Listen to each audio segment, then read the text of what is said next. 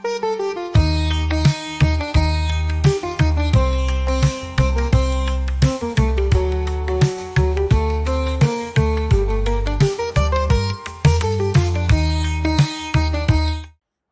गोवा महामार्गावरील कशेडी घाटात बोरिवलीवरून मालवण दिशेने जाणाऱ्या खासगी बसचा टायर फुटल्याने बसने भीषण पेट घेतला।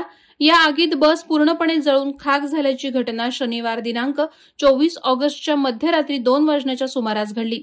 मिळालेल्या प्राथमिक माहितीनुसार चालक सचिन रघुनाथ लोके वय 30 राहणार खार मुंबई हा आपल्या ताब्यातील मनाली टूर्स अँड ट्रॅव्हल्स कंपनीची बस क्रमांक MH02FG 2121 घेऊन बोरिवली ते मालवण असा जात असताना कशेडी घाटात भोगाव गावच्या हद्दीत बोगद्याजवळ 100 मीटर अंतरावर बसचा टायर फुटला।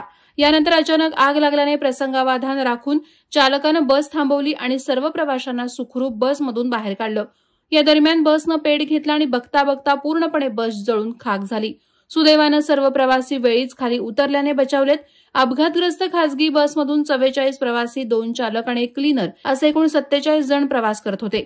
या दुर्घटनेत बसमधील प्रवाशांचं संपूर्ण साहित्य जळून खाक झालंय, तर बसची अतोनात हानी झालीय।